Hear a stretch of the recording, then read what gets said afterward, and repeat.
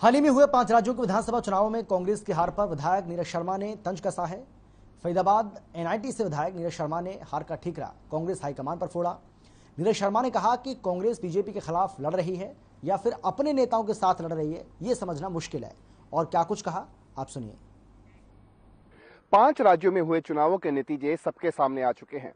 5 में से 4 राज्यों में भारतीय जनता पार्टी अपनी सरकार बनाने जा रही है, तो वहीं पंजाब के अंदर आम आदमी पार्टी अपनी सरकार बनाने जा रही है। ऐसे में भारतीय जनता पार्टी द्वारा कांग्रेस मुक्त भारत का नारा सच साबित होता हुआ दिखाई दे रहा है। इसी विषय पर चर्चा करने के लिए हमारे साथ इस समय मौजूद हैं कांग्रेस के फरीदाबाद एनआईटी से विधायक नीरज शर्मा। सर, किस तरीके से देखते हैं एक बहुत बड़ी हार जो है वो देखने को मिली है? नमस्कार दोस्तों, देखो, हार जीत तो जिंदगी का पहलू है।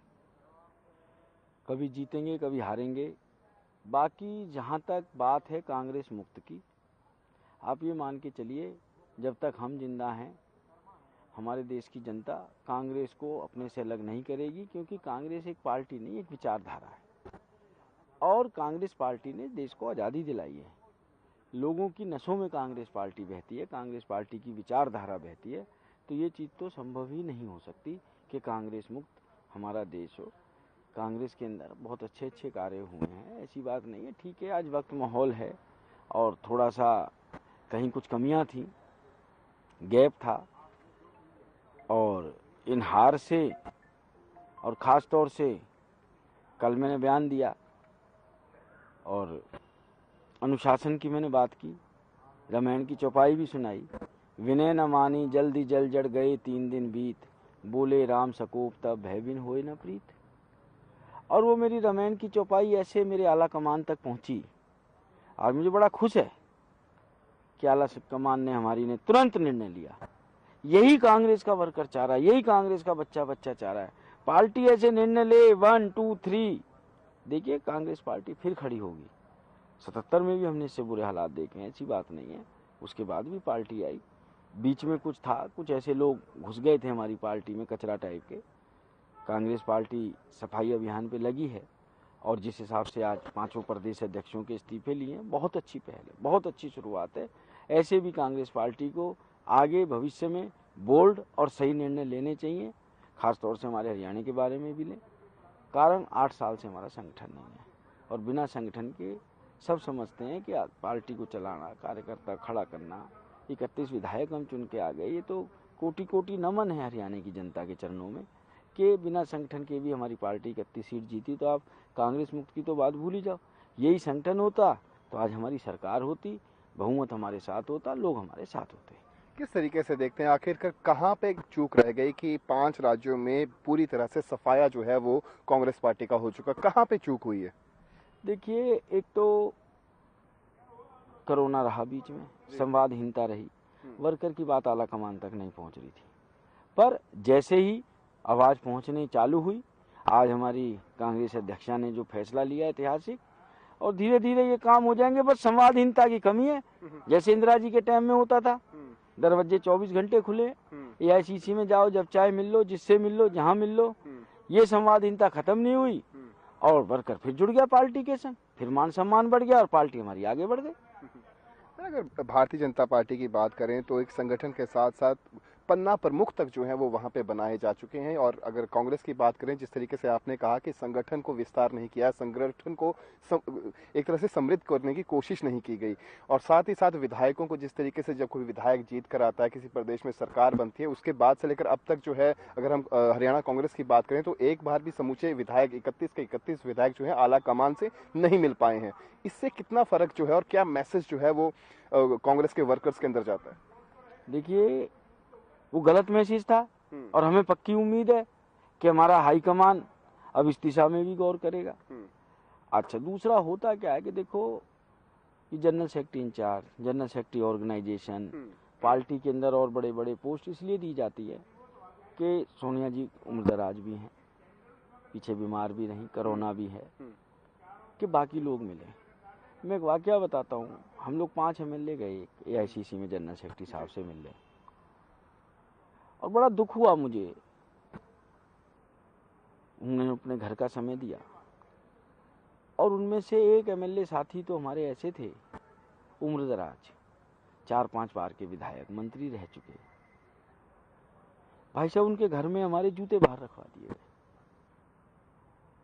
ठीक है, घर में साफ सफाई होनी चाहिए, हम उसके भी डिसफेवर में नहीं हैं, पर जब आपने अपने गेस्ट के जूते बाहर रखवाए हैं, आपको अपने भी जूते उतार के उस ड्राइंग रूम में आना चाहिए। और मुझे लगता है कि ऐसे जितने भी व्यक्ति हैं जिन्होंने कार्यकर्ताओं को मान सम्मान नहीं दिया, कार्यकर्ताओं की बात नहीं सुनी, उन सबकी आंखें लगेंगी। और बेहतरी की गुंजाइश हमेशा होती है जिंदगी में, और जो आदमी गलती सुधारे बहुत अच्छी बात है। तो अगर बात करें स्टेट लेवल पे कांग्रेस की क्या कुछ प्रोसेसिंग रही, अगर खास तौर पे हिमाचल, हरियाणा, पंजाब की बात की जाए तो बहुत ज़्यादा गुटबाजी जो है वो देखने को मिलती है।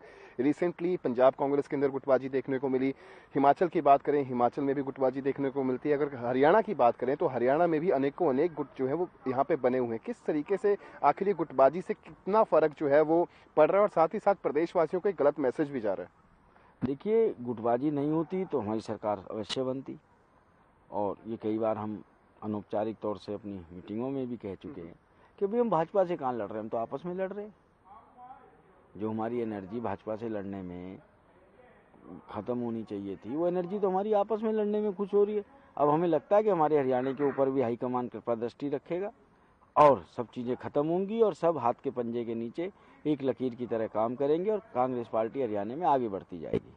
अगर हरियाणा की बात करें तो आप ये मानते हैं कि हरियाणा की कांग्रेस के अंदर भी गुटबाजियां हैं? जिस तरीके से अगर आज सदन के अंदर की कार्यवाही की बात करें, जब कांग्रेस की वरिष्ठ नेत्री किरण चौधरी जो है अपना सवाल रख रही थी सदन के पटल पर, उस समय किसी भी विधायक ने, किसी भी कांग्रेस के विधायक ने उनके साथ नहीं दिया। हालांकि बाकी अगर हम सत्ताधारी पक्ष के विधायकों की बात करें तो उन्होंने तंज कस के भी कहा कि ये अकेली खड़ी है, 29 विधायक कहाँ हैं जो इनके पक्ष में आकर क्यों नहीं खड़े हो रहे?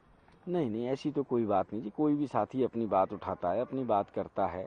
वैसे तो देखो, कोई साथी विधायक बात कर रहा है और दूसरा व्यक्ति बीच में टोके तो हम उस साथी विधायक को डिस्टर्ब भी करते हैं एक तरीके से।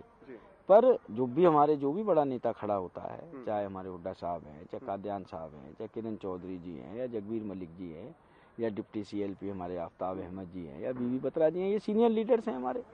हम तो फर्स्ट टाइमर चुने हुए विधायक हैं, तो सभी सारा साथ देते हैं। ऐसी बात नहीं है, ऐसी कोई बात नहीं है।